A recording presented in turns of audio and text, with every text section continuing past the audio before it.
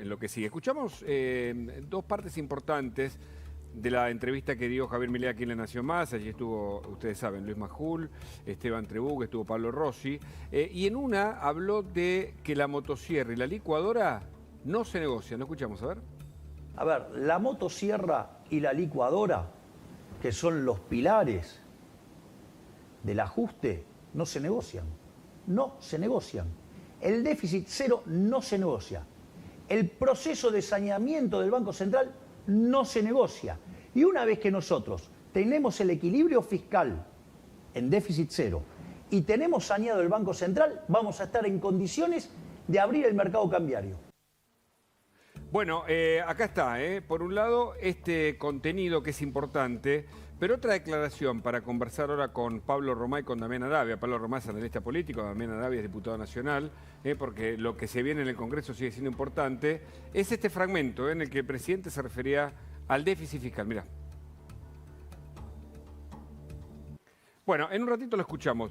Pero, ¿qué tal, Pablo? ¿Cómo va? ¿Qué tal, Hugo? ¿Está bien la metáfora de motosierra y de licuadora como concepto general para que la gente entienda a qué se refiere con Yo creo que expresa muy bien cuál es la política del gobierno hasta ahora, digo, y sobre todo después de la caída de la ley Ómnibus, ¿no? Sobre todo la motosierra respecto a las partidas a las provincias.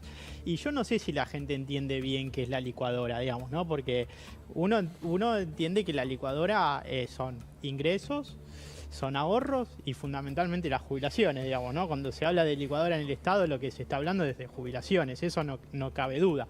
Entonces, yo no sé si la gente entiende claramente que la licuadora va hacia sus ahorros, sus ingresos, sobre todo en la clase media. Que se licúan sus ahorros, sus ingresos. Y porque cuando vos ves que aumentan todos los precios, los salarios no aumentan, el gobierno dice que no va a tener una injerencia en ese ámbito. Y claro, se empiezan a licuar. El otro día, bueno, el propio Milei retuiteó una nota donde dice que los argentinos van y están vendiendo sus dólares, digamos, ¿no? Y eso es una licuación.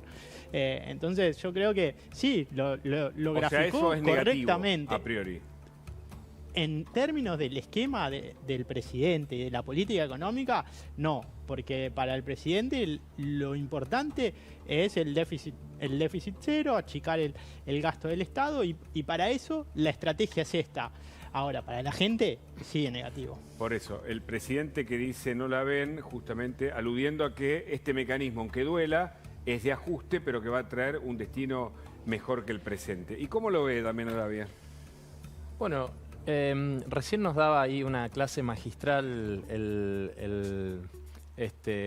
¿cómo se llama? El EMO, ¿no? El EMO. Nos daba una clase magistral de lo que es la política y de lo que está pasando en la calle en el día a día.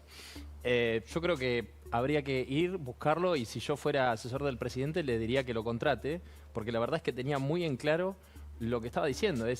Los argentinos votamos, en mi caso en particular, en una segunda vuelta, no en la primera vuelta, al presidente Milei con básicamente dos tareas. La primera tarea es la cuestión del orden público, que tiene que ver fundamentalmente con la seguridad y la tarea que está llevando adelante la ministra Bullrich. Y la segunda tarea es combatir la inflación, porque acá el problema de lo que hay que entender de fondo es que la mayor licuación y la peor pérdida del poder adquisitivo que tenemos los argentinos todos los días es la inflación. Entonces me parece hacer un punto interesante, porque Mariel también tiene preguntas y vamos a ir conversando y después tenemos más cortes del presidente.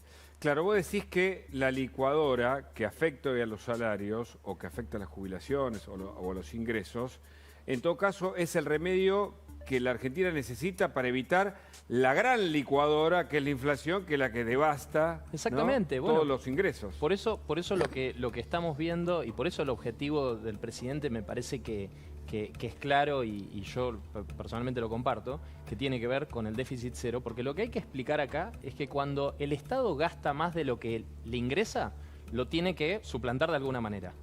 O obteniendo deuda, endeudándose moneda, o emitiendo moneda. En el momento en el cual emite moneda, eso es inflación. Claro. Entonces, o combatimos la inflación a fondo y vamos con esa decisión y de una vez y para siempre los argentinos terminamos. Hay que entender que la Argentina es el único país del mundo que tuvo 90 de los últimos 100 años con el nivel de gasto por encima de lo que le ingresa. Y que la inflación que tenemos en la Argentina no es normal. Tenemos la primera inflación más alta del mundo. Pablo, Entonces, ¿la gente lo entiende esto conceptualmente? Digo a vos como analista político, porque es cierto lo que dice Damián. La licuadora que hoy, digamos, afecta a los salarios es menos grave o menos lesiva que la inflación que nos viene achando directamente, en términos maradonianos, serruchando las piernas, ¿no? Cortando las piernas. Sí, bueno, yo creo que es una estrategia la del gobierno esta. Puede haber otras estrategias también para bajar la inflación, pero eso es materia discutible. La gente, hay un sector de la sociedad que entiende que es así, digamos que este es un momento del sacrificio y que va a venir un momento de prosperidad. Un poco lo que veíamos confirma algunos de los datos que nosotros venimos viendo. Los sectores más jóvenes, digo, en términos poblacionales, son los que mayor nivel de confianza tienen en el gobierno de Milei. ¿Por qué? Bueno, porque entienden que sí, que la política de Milei afecta a la casta, que la política de Milei beneficia a Deja los atrás todo trabajadores. lo que nos hizo Pomada, por ejemplo. Ahora, el sector más productivo, digamos, ¿no? Mayor de 30, ese es el sector más opositor al gobierno. Ese es el sector que mayor nivel de oposición tiene, porque considera que, bueno, que las medidas económicas le afectan negativamente, que hay una afectación, digamos, a su actividad, el problema del empleo y también, bueno, esto que no beneficia a los trabajadores, sino que beneficia a los sectores económicos. Y yo creo que ahí hay una discusión, no está tan claro. Nosotros tenemos que hoy hay un 40% de los entrevistados en nuestros trabajos que apoyan a Milei, tiene confianza, y eso es así. Y después hay un sector blando, cerca del 20%, que quizás lo votó a Milei, como decía la otra chica, ¿no? Lo voté, pero el aumento del colectivo me afecta, no me gusta. Claro. Cuando me lleguen las tarifas, y bueno, no sé si me va a gustar. ¿Mariel? En línea con lo que decía el diputado, agrego un dato, es una obsesión, te diría, ya casi del presidente, el déficit cero y bajar la inflación. Ayer hablaba con alguien en Casa Rosada que me decía, nosotros no desconocemos la realidad y prevén que van a ser meses más duros todavía. O sea, esa famosa V de la que él habla hasta después volver a subir, hablan de un marzo y un abril más complicados. La pregunta que quiero hacer es, ¿qué le decís vos a los jubilados? Porque es cierto que no es de ahora. Lo dijimos hace un rato en este mismo programa, vienen desde la época de Norma Pla cuando lo hizo llorar a Cavallo. Sin embargo, muchos de ellos dicen, yo lo voté a Milei, estoy convencida de que está bien lo que está haciendo, pero pagaba 80 de remedios, ahora pago 300, me tengo que ir de la prepaga al PAMI. Claro. Muchos, digamos, que también sabemos cómo funciona. ¿Qué le dirías? Damián. Bueno, yo creo ahí el gobierno había mandado al Congreso de la Nación, digamos, la modificación de la actual fórmula jubilatoria, que todos estamos de acuerdo, o la amplia mayoría, por lo menos excluyamos al kirchnerismo, estamos de acuerdo en que es una mala fórmula. Claro. Y lamentablemente después la ley ómnibus termina no tratándose. Primero se retira el capítulo fiscal, después se retira la ley completa, porque, a ver, lo que hay que entender acá es que en la Argentina se está discutiendo hoy intereses, y hay que plantearlo claramente. Y yo coincido con esa mirada que vos mencionabas sobre lo que se dice en Casa Rosada, de que los meses que vienen van a ser muy duros, pero sobre todo la resistencia al cambio creo que se va a oponer como nunca hayamos visto en los próximos con meses. El concepto no la ven, que es tan habitual, o es como un caballito de batalla del presidente en términos discursivos? Yo creo que hay una parte que sí la ve y que está defendiendo sus intereses. Es decir, creo que el presidente dice, bueno, no se dan cuenta de lo que estamos llevando adelante, puede ser, hay una parte, pero hay una parte que efectivamente creo que está defendiendo sus intereses. A ver, escuchamos a Cristina Fernández de Kirchner, que justamente para muchos, a Milei hablando de la carta de Cristina Fernández de Kirchner, para muchos, la ex vicepresidenta, justamente defiende sus propios intereses al hablar de esta manera. A ver. Mirá, yo leí el documento que ella envió. Es por las dudas, no sé qué cámara. Es decir, sí. Amarillo es el tuyo, ¿no? Sí, todo, con las subrayadas, todo, sí, los comentarios sí es el mío. ¿Y los comentarios estos son tuyos? Sí, después agarré y modelé lo que ella dice. Ajá. Entonces... ¿El hombre de paja, Cristina Kirchner? Sí, bueno, digamos, eso como modelo titulé de Cristina, algunas cosas, exacto. Pero Desde mi punto de vista, ese modelo es incorrecto. Claro, y ese modelo es la base de la decadencia argentina. Es decir, para Cristina y para el kirchnerismo lo que genera la inflación es la falta de dólares. Y eso es verdaderamente de una precariedad conceptual grosera que la podría haber entendido en la década del 60, hoy ya no. Damián, primero te doy la palabra a vos para que concluyas con tu idea y después hablamos todos, ¿no? Con Pablo Romá, por supuesto, Mariel tiene preguntas también y todos. Sí. No, está claro que en la Argentina se están disputando dos modelos. Claramente se están disputando dos modelos y claramente el modelo con el que venía la Argentina de la decadencia es ese modelo del que habla el presidente, que está tratando de combatir. Ahora, naturalmente el tiempo que lleva y la circunstancia que lleva el cambio de esa lógica no va a ocurrir de la noche a la mañana. Creo que sorpresivamente, contrario a lo que muchos, inclusive analistas más económicos, pensaban, creo que hasta pareciera ser que el tiempo puede llegar a ser más chico. Ahora, la dureza del cambio, la dureza de la actualización de tarifas, la dureza de la actualización de los precios, es algo que no se puede omitir, ¿no? ¿Pablo? Sí, yo creo que coincido, digamos, con Damián en términos de que hay una disputa de intereses y yo creo que el gobierno no es neutral en esa disputa por intereses. Hay un alineamiento muy grande con los sectores económicos más concentrados porque la transferencia de ingresos es muy grande. Yo creo que el gobierno necesita también, me parece a mí, ¿no? Generar otro lazo con la sociedad. Yo vi la entrevista el otro día y Milei responde de una manera muy teórica. En un momento Majul le hace una pregunta concreta, bueno, con los jubilados, dice, bueno, el déficit fiscal, 3 puntos, pero para los jubilados 0,5. Muy teórica. Y si bien, como vos decías, tienen conciencia de lo que pasa en la calle, pero no hay en el discurso, no hay ese reconocimiento de lo que pasa en la calle, porque en realidad ese esfuerzo, ese ajuste, la dureza, bueno, la está pagando solamente un sector de la sociedad, que son la clase media, los sectores más vulnerables. Pero los gobernadores y los sectores de la política sí merecen. No, agrego porque está perfecto este análisis para decirte esta frase que alguien me dijo ayer. Lo que proyectamos en adelante de lo económico sale bien, todo el resto sale bien. Cuando vos tenés a la política en contra, lo único que te salva es la economía. Sí, y después me parece que también el gobierno, gran parte del esquema y de la estructura hoy, en lo que viene, depende mucho también de la cosecha, digamos, ¿no? Ahí me parece que va a haber un punto muy importante para ver si este artefacto económico nuevo, duro, empieza a caminar, digamos. Por eso ahí lo de Milei, cuando le discute a Cristina Fernández de Kirchner que lo de la ausencia de dólares, bueno, ahí hay matices. Me parece que Milei siempre intenta polemizar y polarizar, pero me parece que hay matices porque el gobierno también necesita esos dólares para poder avanzar en su esquema. Vos insinuaste que no se ajusta la casta, sino que se ajusta a los sectores más bajos. Es una pregunta que está pendiente para Damián Arabia, pero primero escuchemos de nuevo otra declaración, en este caso del presidente. A ver. El que traiciona una vez, traiciona siempre.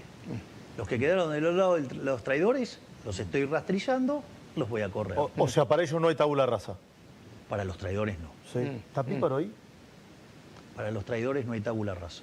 Y está Píparo ahí. Para los traidores no hay tabula rasa. Sí, sí, está. Sí, entendí que sí. ¿Qué decís, Damián? ¿Está bien el concepto? Porque lo que Milei está explicando es que hay gente que le prometió una cosa y que finalmente se dio vuelta y él los considera traidores. ¿Esto es parte de una dinámica del gobierno que va a seguir adelante? Mirá, yo creo que por un lado el presidente llegó de una manera comunicacional totalmente distinta y disruptiva a lo que estábamos acostumbrados en la política argentina y creo que en parte por eso los argentinos lo votaron. Y en la misma dinámica creo que lo que está haciendo, mal que le pese al sistema político, es transparentar esto que decíamos, bueno muchachos, a ver, hay algunos que representan unos intereses, hay otros que representan otros, digámoslo, seamos claros. Ayer en una entrevista un colega mío, Alejandro Bongiovanni, diputado, dice, hay un bloque que se llama el interbloque depende, ¿no? Depende. Entonces, bueno... No es la coalición dialoguista, ¿no? Como se decía, ¿no? No es la coalición dialoguista. Entonces, el interbloque depende... Hay un tema, ¿no? Que dice, depende, ¿viste? ¿de qué Claro, depende? es como la canción. Claro. Entonces, yo ahí lo que digo es, me parece que el presidente lo que hace es transparentar. Miren, muchachos, acá votó este así, digan lo que quieran, hagan lo que quieran, pero la realidad es esta. Ahora, ¿eso es discursivo? Porque Romá dice que la casta no está pagando el costo, sino que lo están pagando los sectores más bajos, los jubilados. ¿Qué pensás? Yo creo que sí que es la casta, porque a ver. Cuando vos terminás con las transferencias discrecionales digamos, por ejemplo, los fondos, los distintos fondos que nunca sabemos que son cajas de la política, o terminás con transferencias discrecionales... Por ejemplo, cortar los fideicomisos. Por ejemplo, los fideicomisos. O terminar, que el vocero presidencial anunció terminar con, prácticamente son 2.000 millones de dólares, creo que hizo el cálculo. Son 2.000 millones de dólares, un número. Estamos hablando de mucho fondos dinero. públicos que van a lugares sin control. Recordemos que esos fideicomisos se armaron justamente para la falta de controles, o para evitar, o para que no se controlen fondos que iban para obra pública, etcétera, etcétera. Tenían un objetivo puntual, no tenías que desviarlo, pero viste, hecha la ley, hecha la trampa, se empezaron a desviar. Claro, lo que terminás haciendo son cajas de la política, que la política utiliza sin demasiado control y sin objetivos claros. Vos lo que tenés que volver es a los objetivos claros. Mirá, Román, ¿no está ajustando entonces la casta al ajustar esto? Por ejemplo, o al no darle a los gobernadores el dinero que tal vez algunos gobernadores gasten en, no sé, si es superfluo, pero a esta altura, qué sé yo, un recital no me parece ser lo más urgente, ¿no? Y de paso nos metemos en lo cultural, y voy a hacer una cosita sobre Gramsci después, si se me permite, a quien he leído, por supuesto. Bien, yo creo que cuando... estoy de acuerdo con eso. Los fondos tienen que tener control, y los fondos se tiene que saber hacia dónde van y cuál es la utilización, y se tienen que rendir cuentas. Eso no hay dudas, no hay dudas. La discrecionalidad no va ni en el populismo ni en el libertariano. Se tiene que saber, digamos, ¿no? Ahora, después, cuando vos recortás, quitás esos fondos y eso afecta salario docente, salarios estatales, y bueno, ahí tenés un problema, porque no estás afectando al gobernador, estás afectando a la gente. Pero ahí es lo que te dice es, bueno, pero resuelvan ustedes, manejen las cuentas de sus provincias. Hay algunos gobernadores que dicen, pero espera, a mí me entrega una provincia quebrada, ¿no? Con lo cual tampoco mucho puedo hacer. Sobre todo salud y educación, que esto es la provincialización que se hizo en los 90, digamos, ¿no? Que antes eran nacionales y después se provincializaron. Y como todo lo que se provincializa, la discusión es si eso viene con recursos o sin recursos. Y esa es la discusión. Ahora, cuando está bien, vos decís, pasó mucho tiempo, ya está, caducó. Ahora, bueno, tenés un problema. Después que tuviste la crisis del 2001, y bueno, y el Estado Nacional tuvo que compensar también parte de esa crisis. Ahora, está bien, el gobierno de Milei puede decir, yo desconozco todo eso y a mí lo que me importa es llegar al déficit. Bueno, ok, perfecto, pero es una decisión política. Afecta a la casta y sobre todo afecta a los trabajadores, que gran parte o un porcentaje de su salario estaba puesto por eso. No, lo que te termina pasando es que vos lo que haces es obligar a la casta a ajustar en las cosas de la casta. Digo, para citar un ejemplo concreto, el gobierno de Córdoba se quejaba sobre las transferencias vinculadas a los subsidios para el transporte, que por cierto, lo que está diciendo el gobierno no es que estoy quitando los subsidios para el transporte, lo que estoy diciendo es no le voy a subsidiar directo a la empresa, voy a ir directamente al beneficiario. Eso por un lado, pero además, el caso concreto de Córdoba, el gobernador se quejaba, decía, no, porque nos están sacando los subsidios para el transporte. En realidad, vos le estás sacando una transferencia. Ahora, el gobernador después, si suspendiera, por ejemplo, la pauta oficial, como hizo el gobierno nacional, y que eso después lo sufre la casta, porque no tiene la forma más fácil de comunicar, si suspendiera la pauta provincial de la provincia de Córdoba, podría cubrir perfectamente todos los subsidios tal como lo tiene para el transporte. Entonces, ahí está el ajuste que se le demanda a la política. ¿Y qué opinas del tema cultural? Porque ahí, para decirlo en una línea, Gramsci fue el fundador del Partido Comunista Italiano. En la cárcel escribió un manifiesto en el que retoma Marx con un concepto que tal vez poco se lo desarrolla, que es el de hegemonía cultural. ¿Qué dice Gramsci en una línea? Dice que el problema no es a ver, quien tiene los medios de producción, ¿no? Sino que el problema es de la cultura. Entonces dice que hay una cuestión de hegemonía cultural, que es que la gente en general consume aquello, desde el punto de vista de la cultura, que no le pertenece, y esto es largo de explicar. Pero en términos de prioridades no parece ser lo más importante pagar un recital, esto es una opinión, por supuesto, frente a el pago a una escuela, a un docente o a un médico, ¿no? Pero no sé qué opinás. El problema, creo que además de, por supuesto, el nivel de relevancia que tienen las cosas, es entender la transferencia. Es decir, si vos estás pagando un recital con el IVA de la leche de los chicos que no llegan, que están bajo la línea de la pobreza o de la indigencia inclusive. Entonces, por ejemplo, cuando se discute de aerolíneas argentinas, pues bueno, discutimos, no, porque quieren privatizar la aerolínea de bandera, pero ¿quiénes viajan en aerolínea? En una aerolínea cualquiera.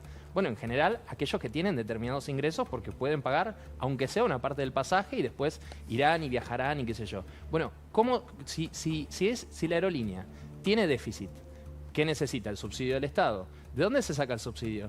Del IVA, de la leche, de los chicos que están bajo la línea de la pobreza. Claro. Entonces, el problema es la transferencia que vos haces. En el caso de la cultura, además, tiene un agregado, que es discutir si es el Estado el que tiene que determinar qué cultura es correcta o incorrecta. Porque detrás de eso se cuela la idea del militante, es decir, aquel que te dice que milita por una idea, pero que finalmente cobra, y le cobra justamente al Estado, y el Estado en definitiva somos todos que pagamos ese costo. Gracias, Damián Arabia, por tu visita. Gracias a ustedes, un placer. Tenemos mucho más, más noticias sábado.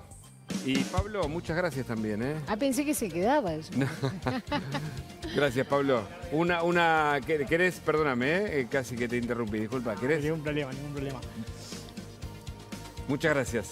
Quédate, dale.